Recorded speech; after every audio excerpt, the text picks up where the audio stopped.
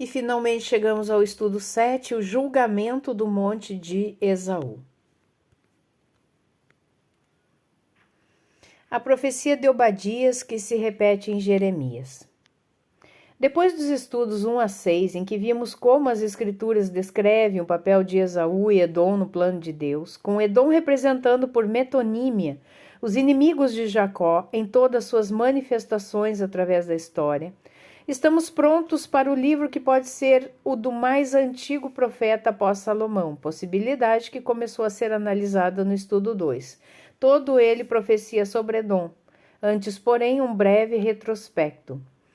A Bíblia entra em grandes detalhes sobre a segunda vinda de Cristo, embora muitos não notem, por não saberem o que procurar ou como.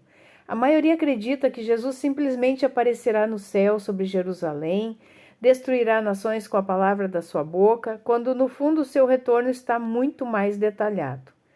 É um evento em cujo palco Edom estará no centro, literal ou figurativamente. Vejamos, por exemplo, em Jeremias. Porque aquele dia é tão grande que não houve outro semelhante. É tempo de angústia para Jacó. Ele, porém, será salvo dela, porque será naquele dia, diz o Senhor dos Exércitos, que eu quebrarei o seu jugo de sobre o teu pescoço e quebrarei os teus grilhões, e nunca mais se servirão dele os estrangeiros. Mas servirão ao Senhor, seu Deus, como também a Davi, seu rei, que lhes levantarei. Não temas, pois tu, ó meu servo Jacó, diz o Senhor, nem te espantes, ó Israel, porque eis que te livrarei de terras de longe, e a tua descendência da terra do seu cativeiro. E Jacó voltará e descansará e ficará em sossego, e não haverá quem o atemorize. Porque eu sou contigo, diz o Senhor, para te salvar, porquanto darei fim a todas as nações entre as quais te espalhei. A ti, porém, não darei fim, mas castigar-te-ei com medida, e de todo não te porei por inocente. Jeremias 30, 7 ao 11. Notas: o jugo no pescoço de Jacó a ser quebrado no dia da sua angústia, dia do Senhor, pode ser o da profecia em Gênesis 27:40. O jugo se alterna na dicotomia simbolizada pelos dois tipos de caráter nos gêmeos, Gênesis 25:23. Jugo posto em Jacó por Esaú desde a dinastia herodiana que lhes trouxe a diáspora. Desde 1948, parte da descendência de Jacó tem voltado à sua terra, que ainda não ficou sem temor e em sossego, pois ainda não entrou a plenitude dos gentios, Romanos 11:25. Em Ezequiel 36, 5 ao 36, o papel de Edom, no 36:5, com os gentios no fim do cativeiro de Jacó ainda está encoberto. Em Jeremias 30, 10, 11, a descendência da terra pode ainda estar cativa, já que os atuais israelenses nunca sossegaram dos que o atemorizam, e as nações de onde seus avós vieram ainda não tiveram fim. É possível rastrear o dito jugo de Jacó a partir de quando seus descendentes foram dispersos na diáspora. Boa parte desse estudo se dedica a tentar, começando pela interpretação da nota acima, de que em Jeremias 38 o jugo é posto por Esaú. Ver no estudo 2 a parte 7. Neste sentido, Jeremias traz um pouco adiante uma enigmática profecia sobre Edom. Acerca de Edom, assim diz o Senhor dos Exércitos: acaso não há mais sabedoria em Temã? Pereceu o conselho dos entendidos, corrompeu-se a sua sabedoria. Fugi, voltai-vos, buscai profundezas para habitar, ó moradores de Dedã, porque eu trarei sobre ele a ruína de Esaú no tempo em que o castiguei. Se vindimadores viessem a ti, não deixariam rabiscos? Se ladrões de noite viessem, não te danificariam quando lhe bastasse? Quanto lhes bastasse? Mas eu despi a Esaú, descobri os seus esconderijos e não se poderá esconder. Foi destruída a sua descendência, como também seus irmãos e seus vizinhos, e ele já não existe. Deixa os teus órfãos, eu os guardarei em vida. E as tuas viúvas confiem em mim, porque assim diz o Senhor: eis que os que não estavam condenados a beber do copo, totalmente o beberão, e tu ficarias inteiramente impune?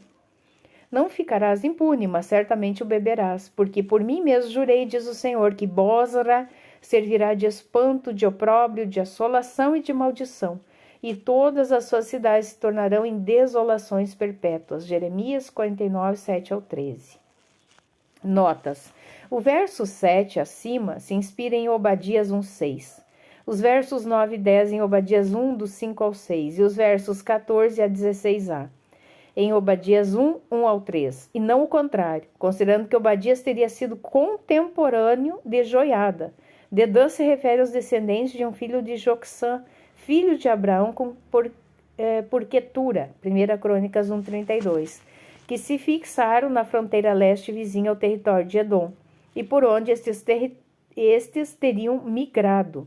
Como veremos, Temã e Bosra se referem a capitais de Edom. Ver o estudo 3A na parte P16. No segundo grifo, no verso 8, ele se refere a Edom, que receberá a ruína já ocorrida a Esaú, ou que cabe a qual.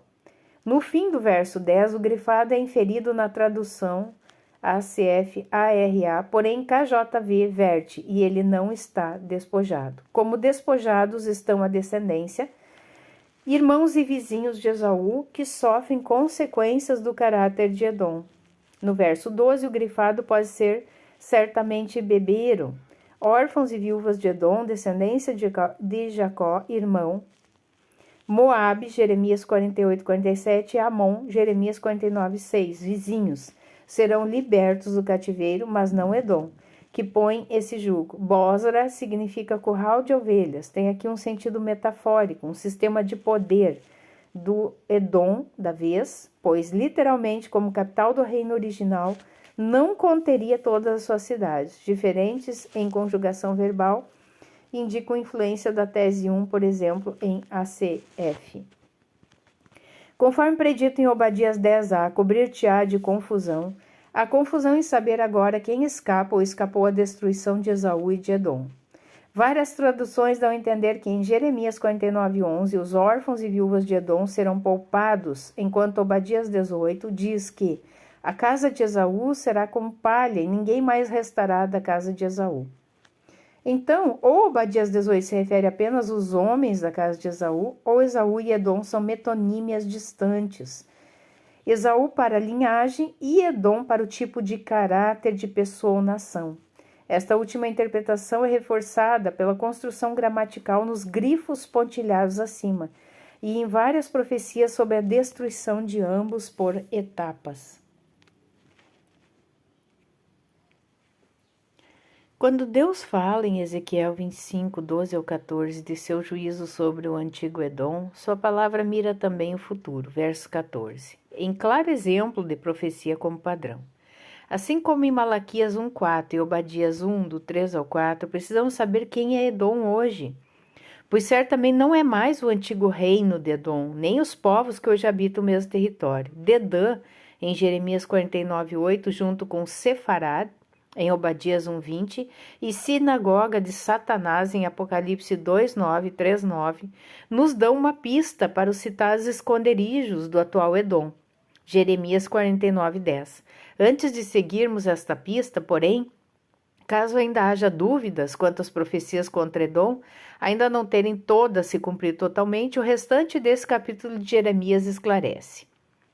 Ouvi novas vindas do Senhor, que um embaixador é enviado aos gentios para lhes dizer: ajuntai-vos e vinde contra ela e levantai-vos para a guerra. Porque eis que te fiz pequeno entre os gentios, desprezado entre os homens. Quanto à tua terribilidade, enganou-te a arrogância do teu coração.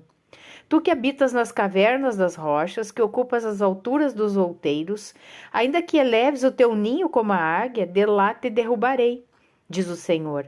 Assim servirá Edom de desolação. Todo aquele que passar por ela se espantará, assobiará por causa de todas as suas pragas. Será como a destruição de Sodoma e Gomorra. E dos seus vizinhos, diz o Senhor, não habitará ninguém ali, nem morará nela filho do homem. Eis que ele, como leão, subirá da enchente do Jordão contra a morada do forte. Porque num momento farei correr dali. E quem é o escolhido que porei sobre ela? Pois quem é semelhante a mim, e quem me fixará o tempo? E quem é o pastor que subsistirá perante mim?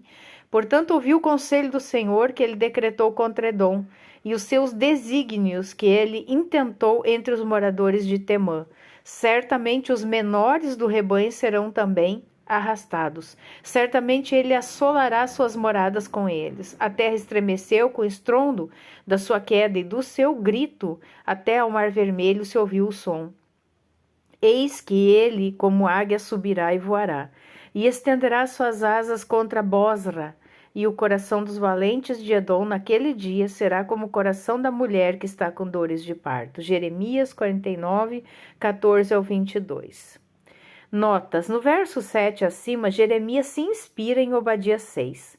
Nos versos 9 a 10, em Obadias 1, 5, 6. E nos versos 14 a 16a, em Obadias 1, 3. O embaixador é Nabucodonosor, que fez aliança com Edom para invadir e saquear Jerusalém.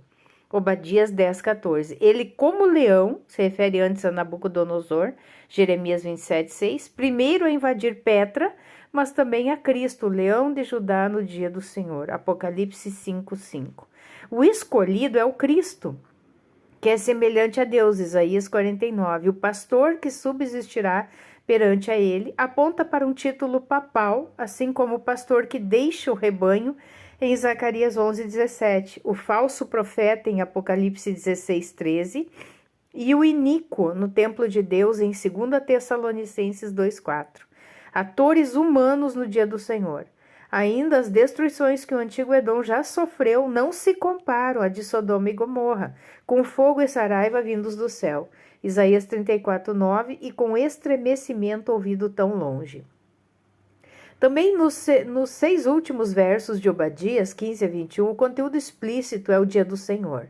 Portanto, como vimos nesses estudos, as profecias sobre Esaú começam na gravidez de Rebeca e só terminam, já incluindo Edom, nas últimas palavras do livro de Obadias, com o reino do Senhor consolidando-se ao julgar o monte de Esaú, cujo sentido figurado inclui sua oculta descendência exercendo poder pelo respectivo tipo de caráter.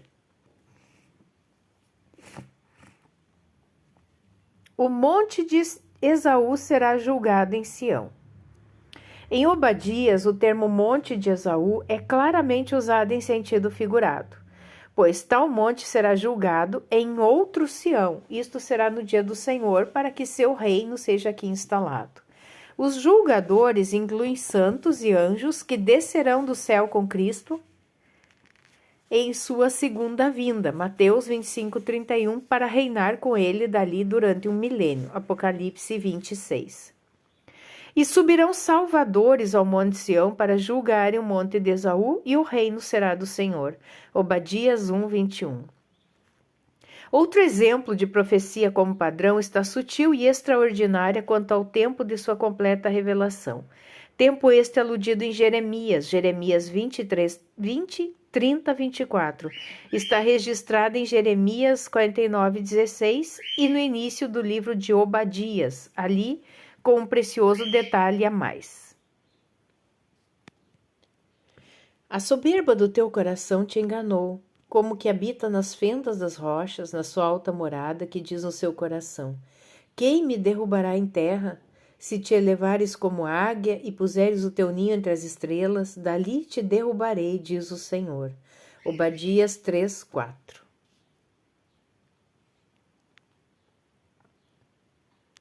Nota: no verso 4, a conjunção com vários sentidos embora, quando, se, etc., e o tempo verbal na frase se adequam à descrição de um padrão, que acrescenta um detalhe à de Jeremias 49, 16. Edom como águia, pondo seu ninho entre as estrelas. Tal detalhe se destaca na medida em que só passou a admitir interpretação literal sob a tese 7 de que Edom hoje representa os poderosos imperialistas aliados a banqueiros globalistas e sionistas, após julho de 1969, como veremos.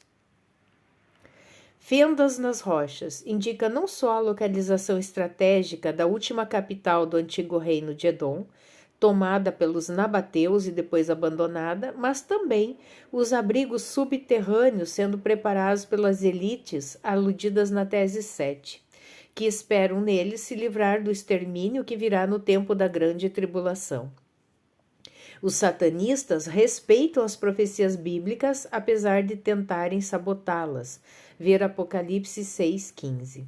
Quando uma missão tripulada tocou pela primeira vez o solo de outro corpo celeste, a frase proclamada pelo comandante da nave foi: "A águia pousou". Ele e o tripulante então abriram a escotilha do módulo da nave chamado Eagle, águia, e desceram para a primeira caminhada humana na Lua. Para quem assistia aqui da Terra, foi como se a missão Apollo 11 tivesse posto aquele ninho de astronautas nave literalmente entre as estrelas.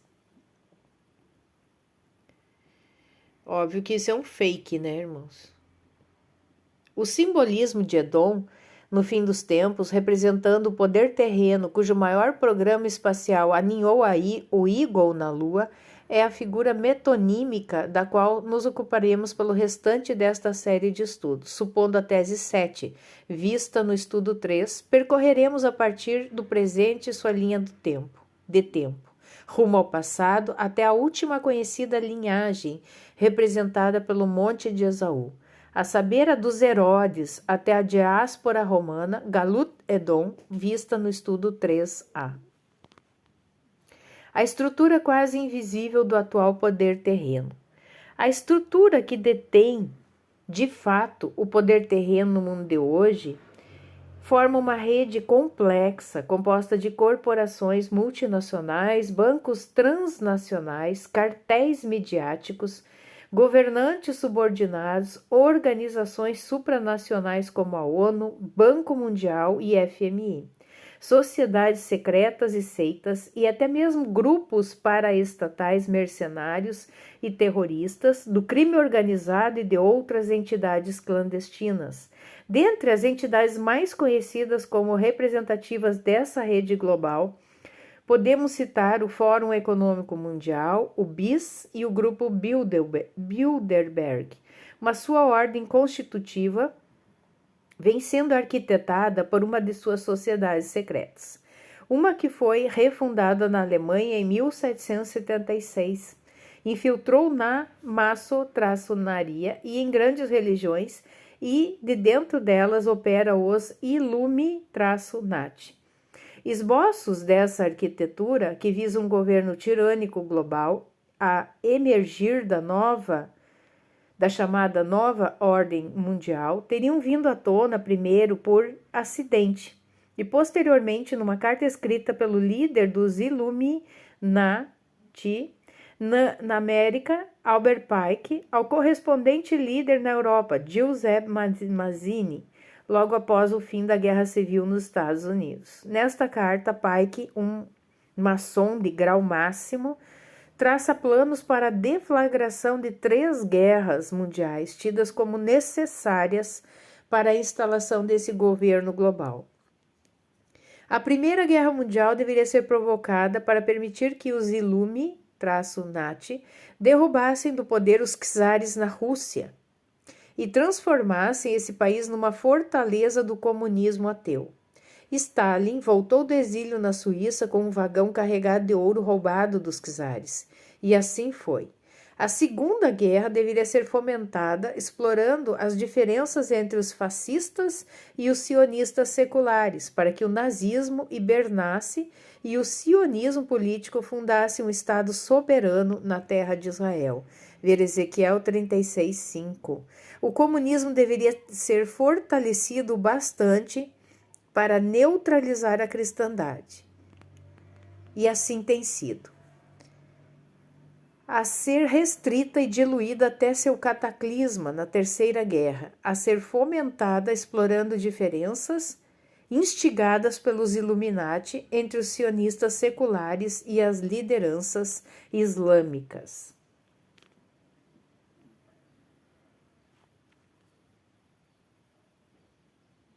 A Terceira Guerra Mundial deve ser instigada de forma a que o Islã e o sionismo secular se destruam mutuamente.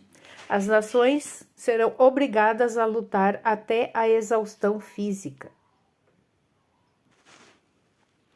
moral, espiritual e econômica. Dos detalhes da carta em verbes, os nihilistas e ateístas vão provocar um cataclisma social tão tremendo que as nações viverão em todo o seu horror o efeito do ateísmo absoluto na mais turbulenta e sangrenta selvageria. Em todo lugar, cidadãos serão obrigados a se defender dessa minoria de revolucionários globalistas e a multidão desiludida com o cristianismo, cujo deísmo a partir daí ficará sem rumo, ansiosa por um ideal, mas sem saber para onde dirigir sua adoração, receberá a manifestação universal da pura doutrina de Lúcifer, trazida finalmente à opinião pública. Compare 2 Tessalonicenses 2, 7 ao 12. Se a carta de Albert Pike for autêntica e seu plano vem se cumprindo à risca, cabe perguntar como todo esse poder vem sendo exercido por baixo dos panos.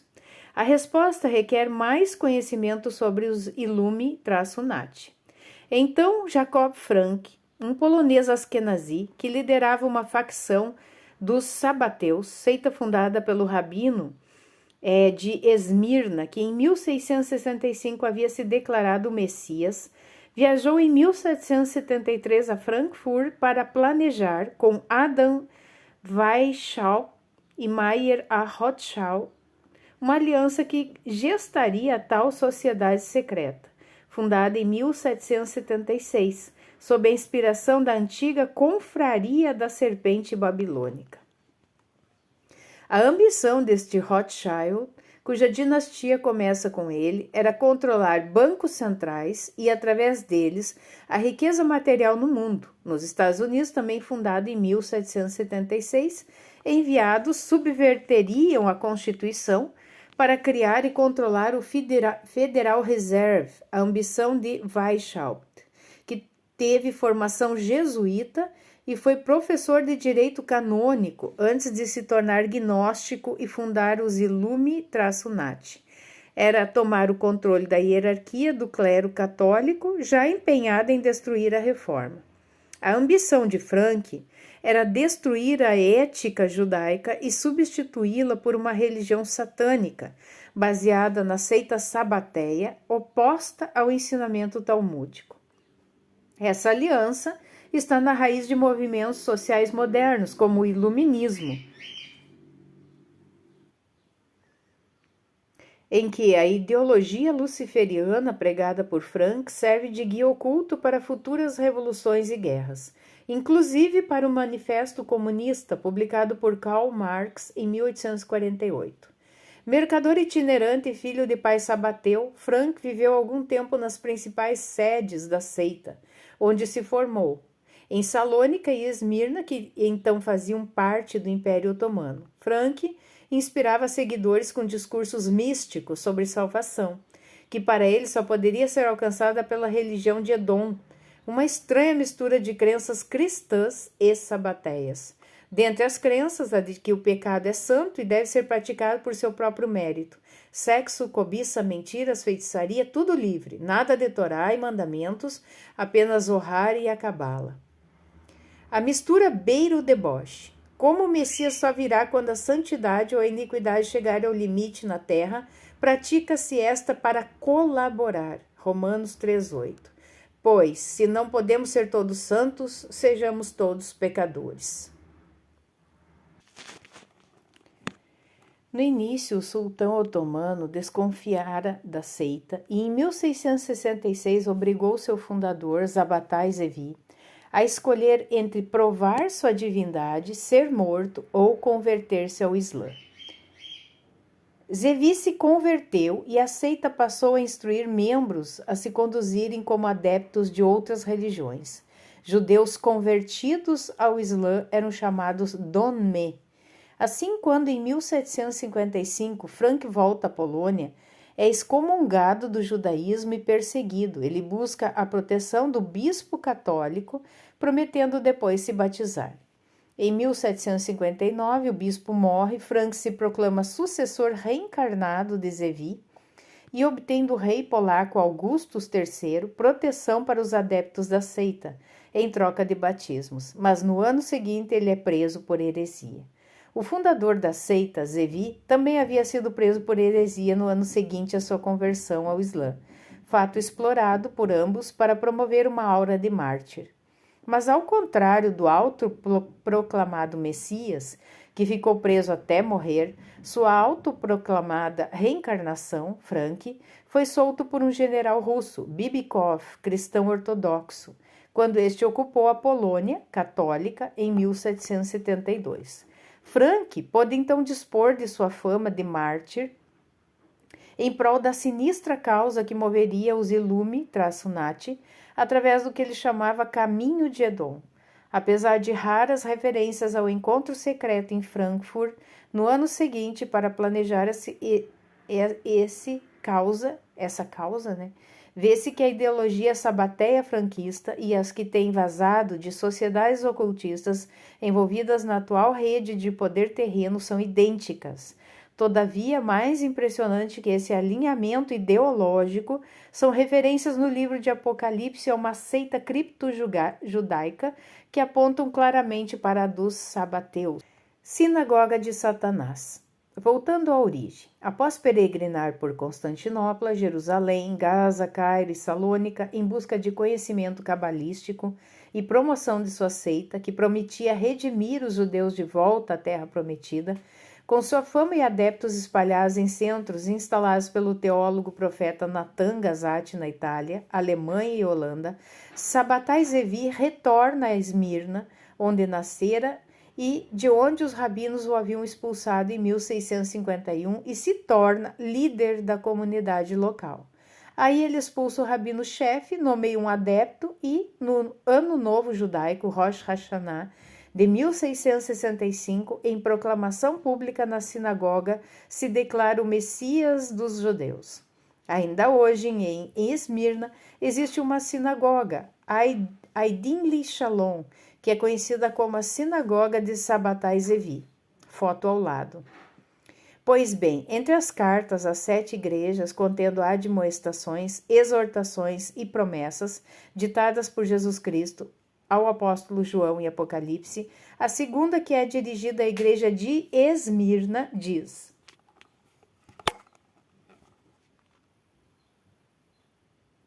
Ao anjo da igreja em Esmirna escreve: Isso diz o primeiro e o último, que foi morto e reviveu.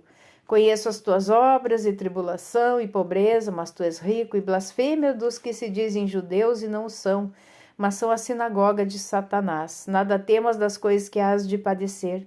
Eis que o diabo lançará alguns de vós na prisão para que sejais tentados, e tereis uma tribulação de 10 dias. Sê fiel até a morte, dar-te-ei a coroa da vida. Apocalipse 2, 8 ao 10.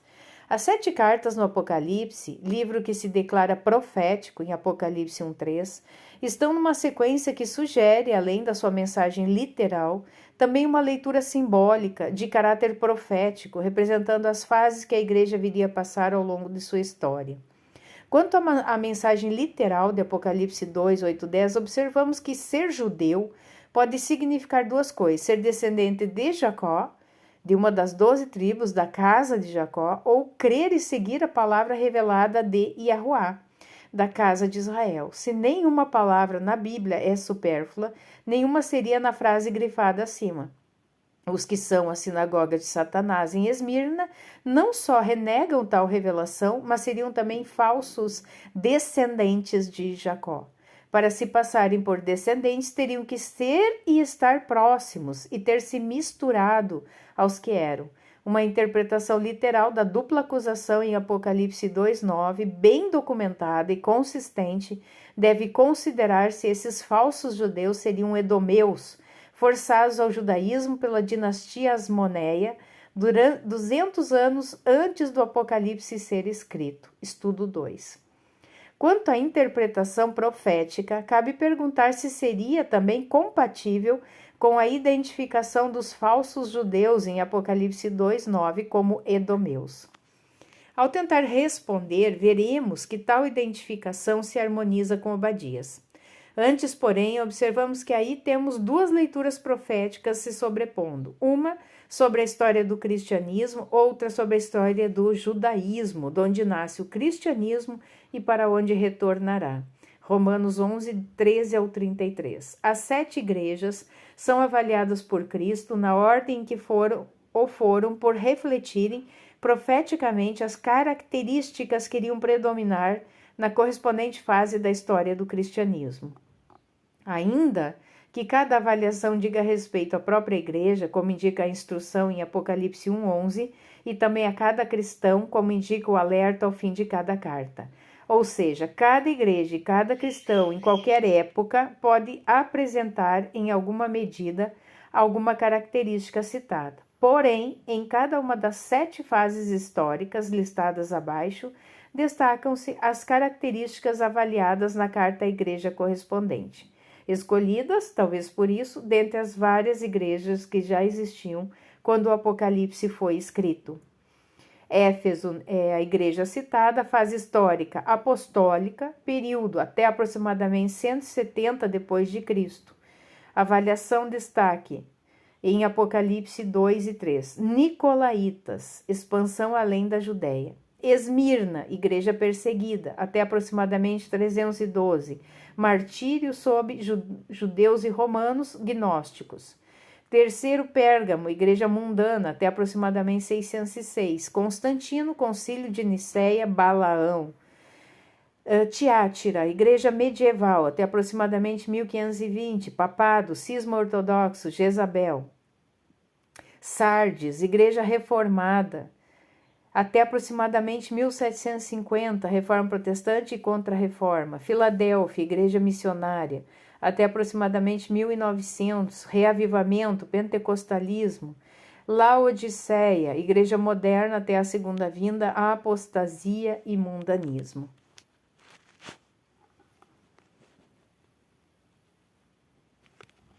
A segunda fase histórica, que corresponde à igreja de Esmirna, começa depois da última das 3 guerras judaico-romanas, com o colapso em 135 d.C. da revolta liderada por Bar Koba na Judéia. Koba era um rabino que alguns judeus ali consideravam o Messias, e a revolta foi também contra a doutrina cristã. Resultou no extermínio ou desterro dos judeus que ainda viviam na Judéia após a Primeira Guerra, entre 68 e 73 d.C., que destruiu Jerusalém e o templo, e na proibição de qualquer judeu entrar na cidade reconstruída pelos romanos sobre as ruínas de Jerusalém, então chamada Aelia Capitolina. Tal derrota final marcou o cristianismo como religião nova, distante do judaísmo, e deslocou a vida religiosa judaica do templo, destruído na Primeira Guerra, e seus sacerdotes dispersos para as sinagogas e seus rabinos. Das cidades que abrigavam comunidades judaicas após essa dispersão e que foram poupadas na Segunda Guerra, 115 e 117 d.C., destaca-se Esmirna.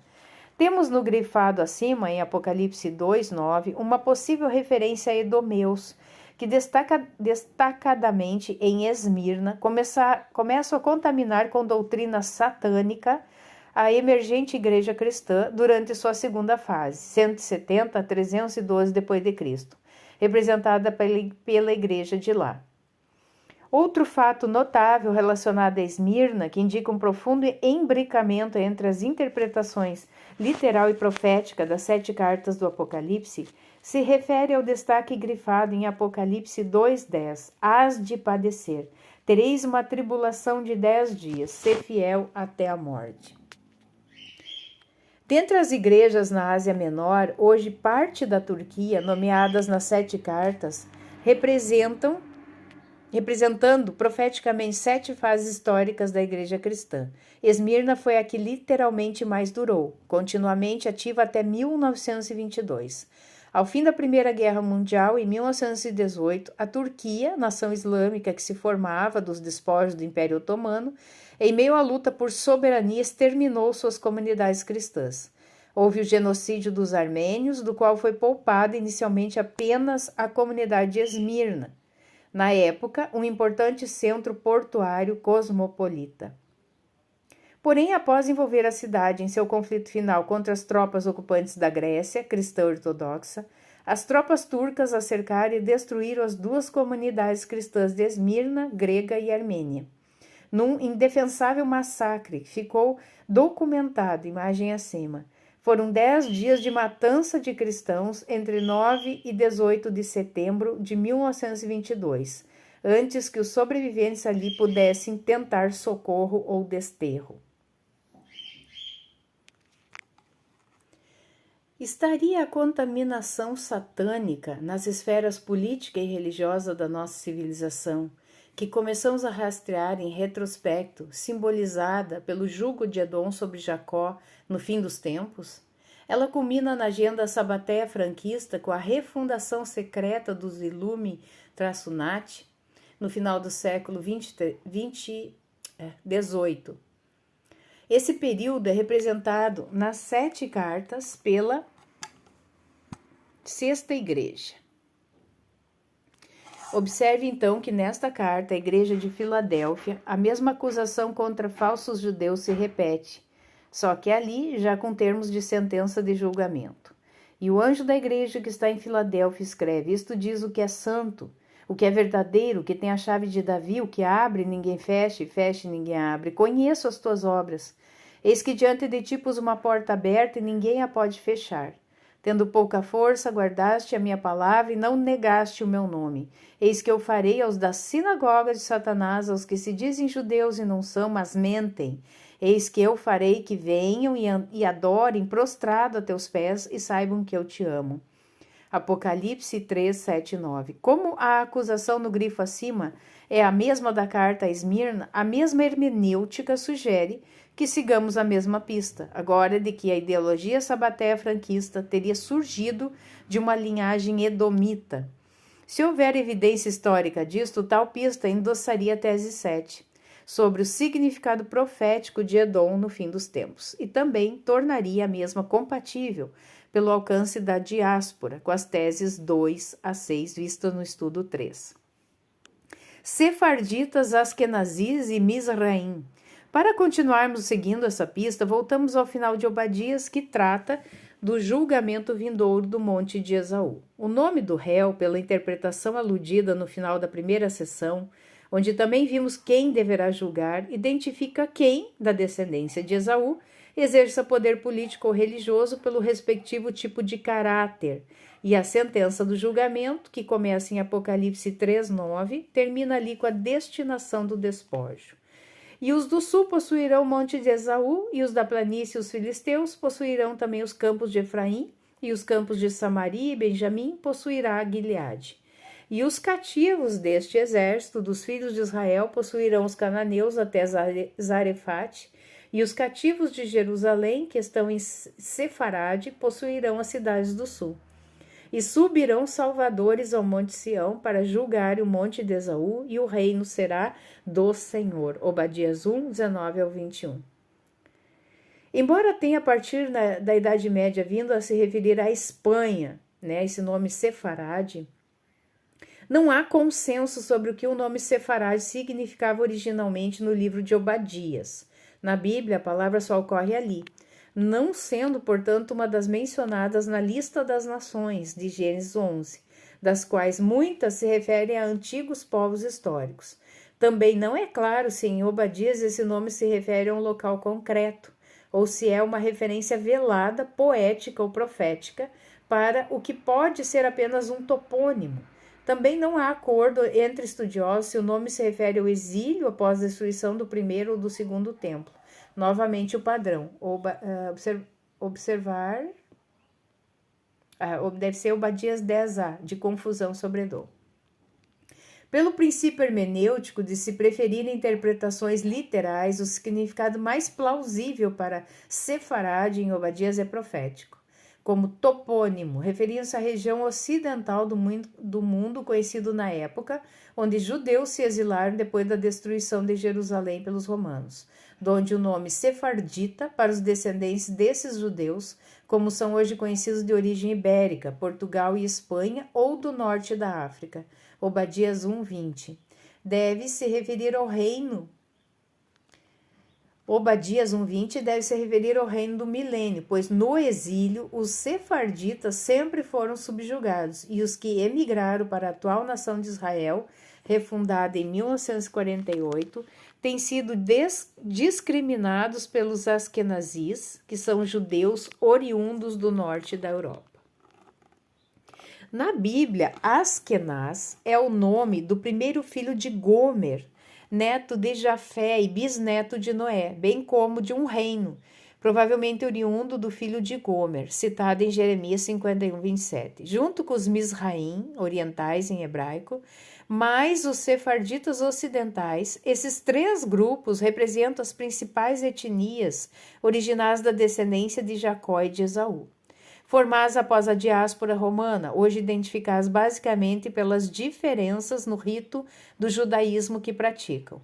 O que podemos rastrear acerca da origem dos askenazis, a etnia dominante entre o povo da atual nação de Israel e sua trajetória na história desde a origem até hoje, sob a perspectiva das profecias referentes a Jacó, Israel, e a Esaú, Edom, aqui estudadas, encerra essa série de estudos. Casária. A Casária foi um reino que existiu nas estepes entre o Mar Cáspio e o Mar Negro, e ao longo do baixo rio Volga, entre os séculos 7 e 10 depois de Cristo. Foi um importante aliado do Império Bizantino contra o Império Sassânida, último estado persa pré-islâmico, e também uma potência regional em seu momento de maior esplendor, período em que empreendeu uma série de guerras contra os califados árabes, todas vitoriosas, as quais evitaram na época uma possível invasão muçulmana na Europa Oriental. Esse reino foi estabelecido por um povo seminômade de origem turcomana que ocupava a região centro-asiática, depois que a pressão militar de estados chineses ao leste desintegrou o estado conhecido como Khanato dos Goturcos, ao final do século VI. A palavra casar parece originar-se no tronco linguístico túrquico de formas verbais que significam errante. Muitos casares se converteram ao judaísmo, inclusive reis.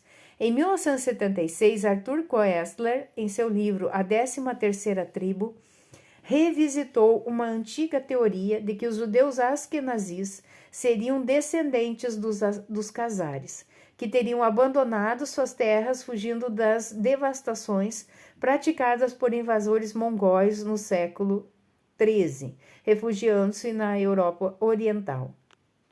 A população judaica na região onde se constituiu o reino de Casária, que deve ter sido considerável, remonta a um período anterior à formação desse reino. Por exemplo, os judeus que lá chegaram fugindo da Grécia para escapar da campanha de conversão forçada ao cristianismo imposta em 723 d.C. pelo imperador bizantino Leão Isauro, nem foram os primeiros. A partir da correspondência preservada entre Asdai ibn Shaprut e o rei Joseph da Casária, fica evidente que judeus de origem espanhola, como Joseph Gagris e Judá ben Meir ben Natan, nessa época já estavam estabelecidos em terras casares. Tal correspondência tem início por volta de 960 d.C., quando Asdai ibn Shaprut, ministro de Relações Exteriores do sultão de Córdoba, Abd al-Rahman, imagem ao lado, escreve uma carta ao rei Joseph, na qual relata ter ouvido falar do reino da Casária por emissários de Coração, cujas declarações foram confirmadas por embaixadores bizantinos em Córdoba. Estes relataram que a Casária mantinha boas relações com o Império Bizantino, incluindo comércio marítimo em viagens que levavam 15 dias de Atil, capital da Casária, até Constantinopla. Asdai solicitou os serviços da embaixada bizantina para fazer chegar sua carta ao rei Joseph na Casária, e para isso despachou Isaac ben Natan com presentes para o imperador e um pedido para que ajudasse Ben Natan em sua jornada até a Casária. Porém, no caminho, os gregos impuseram empecilhos, acabaram enviando Ben Natan de volta a Córdoba. Asdai decidiu então enviar sua carta por outra rota, via Jerusalém, Nisibis, Armênia e Bardaa, mas diplomatas de Boleslav I, rei de Gebalim, Boêmia, que tinham recém-chegado a Córdoba, sugeriram uma outra. Eles mesmos, que eram judeus, se ofereceram para enviar a carta primeiro a judeus que viviam em Ungarim, hoje Hungria, que por sua vez poderiam transmiti-la para judeus em Rússia, e daí através de Bulgar, provavelmente o país dos búlgaros, em Kuban, para o destino final. Hasdai aceitou a oferta e ainda agradeceu a Deus que, em sua misericórdia, não os privou de um emissário para a carta e preservou remanescentes do povo judeu em tantos lugares. Mostrando grande interesse em tudo que diz respeito ao reino da Casária, na carta, Hasdai implora ao rei Joseph que lhe envie um relato detalhado da geografia de seu país, de sua constituição interna, dos costumes e ocupações de seus habitantes e especialmente da história de sua origem do seu estado. Nesta carta, Hasdai também fala da tradição segundo a qual os Casares originalmente habitavam as proximidades do Monte Seir, referindo-se a uma narrativa de Eldad Hadani, que acreditava ter descoberto as 10 tribos perdidas, dispersas com a conquista do reino israelita do norte pelos assírios em 722 a.C. Indaga sobre o que sabiam os Casares a respeito do fim dos milagres, a vinda do Messias. A correspondência entre Hasdai e o rei José foi publicada em Constantinopla em 1577 na obra Kol Mebasser, editada por Isaac Acrish, a partir dos manuscritos que ele havia descoberto e coletado numa viagem ao Egito. Esta obra tinha o condão de provar que, mesmo após a destruição de Jerusalém, os judeus ainda tinham seu próprio país, de acordo com a famosa passagem em Gênesis 49:10. O cetro não se arredará de Judá. Conclusão final. O primeiro dos mapas na Bíblia católica de Douai Reims mostra as regiões que teriam sido ocupadas pelos primeiros descendentes de Noé. Nesse mapa ao lado, Magog aparece ao norte do mar, que há 1000 anos era conhecido como Mar de Casar, hoje Cáspio. Entre este e o Mar Negro, Mesher, Togarmá e Tubal teriam se estabelecido, e em torno do Mar Negro, Askenaz, conforme o mesmo mapa. Depois da diáspora romana, alguns fugitivos de Judá migraram para essas terras, incorporadas mais tarde ao reino Casar. Em torno de 760 d.C., o então rei da Casária, Bulan, fez sua nação converter-se ao judaísmo talmúdico, também conhecido como farisaísmo, adotando inclusive escrita hebraica. Por volta de 1046 d.C., o reino de Casária foi conquistado por Sviatoslav, príncipe de Kievan Rus, estado que depois daria origem à Rússia. Eventualmente, muitos casares migraram para terras da atual Alemanha, Polônia, Rússia e outras no leste europeu, e daí para quase todas as nações da terra. Muitos descendentes destes se reconhecem hoje como judeus askenazis. Há estimativas de que 90% ou mais dos judeus de hoje são askenazis, ou seja, em tese, casares de ascendência turco-mongol da terra de Magog. Sobre linhagens israelita ou edomita, nessa ascendência, Jacó e Esaú eram gêmeos. Um estudo estatístico da genômica, concluído em 2014, por mais de 20 pesquisadores médicos das universidades de Colômbia, Yale, Yeshiva Hebraica de Jerusalém e outras, sob liderança de um professor de computação de Colômbia, aponta resultado interessante. Os judeus askenazis têm origem no Levante, região do Oriente Médio em cujo centro está Israel e Seir, com material genético originado em proporções iguais da Europa e do Oriente Médio, a partir de uma população inicial de cerca de 350 pessoas que viveram entre 600 a 800 anos atrás, ou seja, no período aproximado em que o Principado de Kievan Rus, que 2 séculos antes havia dominado e subjugado a Casária, passa a ser invadido e devastado por hordas de mongóis lideradas por Gengis Khan. Esse resultado se alinha então com a teoria proposta por Koestler e revisada por Shlomo Zahn em 2008. Assim, em meio à correspondência publicada por Isaac Acrish em 1577 d.C., numa citação em um manuscrito lavrado por Hasdai Ibn Shafrut em 1960 d.C., que registra a tradição narrada por Eldad Hadani, segundo a qual os primeiros judeus na Casária teriam vindo das proximidades do Monte Seir, região do reino original de Edom. Encontramos um fio de história que liga as teses de 2 a 7, descritas no estudo 3, e elimina a tese 1, a de que as profecias sobre Edom já se cumpriram todas, inclusive a de Obadias 1:10, agravando as suas inconsistências.